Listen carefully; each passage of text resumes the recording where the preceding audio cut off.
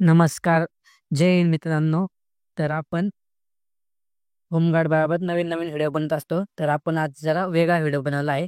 आपण वनसेवक भरतीवरती व्हिडिओ बनवला आहे. चला मित्रांनो, आपण व्हिडिओला सुरुवात करूया.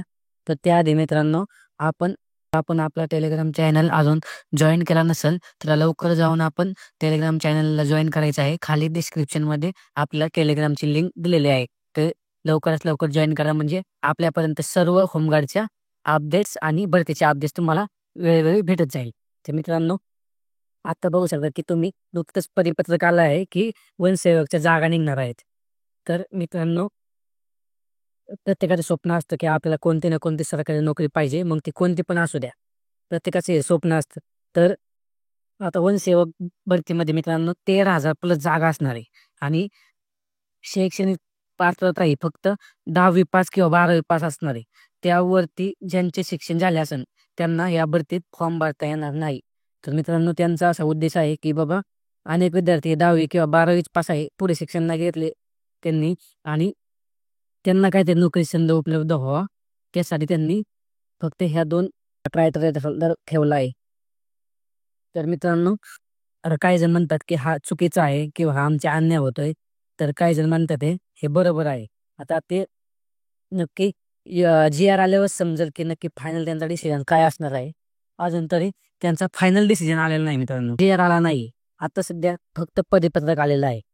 तर मित्रांनो, या गट जागा असणार आहे आणि यामध्ये पगार हा 15,000 पासून ते 44,000 पर्यंत तुम्हाला पगार भेटणार आहे. गट ड मध्ये मित्रांनो हा पगार असणार आहे तुम्हाला. तर यात दुसरी एक अट अशी सांगण्यात येत आहे की जर तुम्ही समजा पुणे जिल्ह्याचे रहिवासी असाल, तर तुम्ही पुणे जिल्ह्यामध्येच फॉर्म भरू शकता. तुम्ही दुसऱ्या जिल्ह्यात फॉर्म भरू शकत नाही. आणि जर तुम्ही असे केले तर तुम्ही डॉक्युमेंट फेल असणार मित्रांनो. म्हणजे ही एक आता अट टाकण्यात आली आहे मित्रांनो नवीन. आता मित्रांनो, याबाबत फक्त परिपत्रक आलं आहे. अजून जी-आर आला नाही. जी-आर हा जानेवारी किंवा फेब्रुवारीमध्ये याचा जी-आर येऊन जाईल मित्रांनो. तर यात आता तुम्ही जर म्हणत असाल की ग्राउंड काय असणार आहे किंवा पेपरमध्ये नक्की काय असणार आहे. तर मित्रांनो, अजून तरी पत्रकामध्ये अजून याचं काहीच हे नाही. ते सर्व आपल्याला जी-आर आल्यानंतरच कळेल. पण शक्यतो 5 किलोमीटरच असू शकते, कारण वनरक्षकला हे 5 किलोमीटर असते. पण ते आपल्याला जानेवारी किंवा फेब्रुवारीमध्ये जी-आर आल्यानंतर समजेल की 5 किलोमीटर असणार आहे की पेपर मध्ये काय असणार आहे. तुम्ही तयारी चालू ठेवा. पोलीस भरती आणि वनसेवकचा पेपर काही वेगळा नसणार आहे मित्रांनो. तोच हे असणार आहे, फक्त पॅटर्न थोडा चेंज असेल. त्यामुळे तुम्ही तयारी चालू ठेवायची आहे. अचानक भरती येईल व अचानक केव्हाही भरती निघेल व याच काळात मित्रांनो पोलीस भरती सुद्धा निघणार आहे. त्यामुळे तुम्ही तयारी जोरदार चालू ठेवा. अशी कोणती ना कोणती आपल्याला सरकारी नोकरी मिळवायचीच हे मनात ठेवून तुम्ही प्रयत्न करा. याआधी वनरक्षकच्या जागा सरकारने काढल्या होत्या. आता या वनसेवकच्या जागा मित्रांनो नवीनच काढल्या आहे.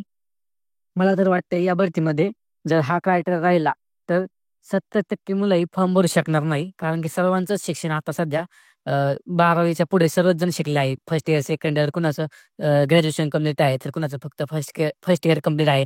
त्यामुळं 70% तरी विद्यार्थी या भरतीला हे होऊ शकतात, मुकू शकतात. क्रायटेरिया काही असू दे, आपण आपली तयारी ठेवली पाहिजे शेवटपर्यंत. त्यामुळे सर्वांनी तयारीत राहा आणि आपले प्रयत्न 100% चालू ठेवा. कोणत्या ना कोणत्या भरती तुम्हाला यश हे नक्की भेटेल. धन्यवाद मित्रांनो.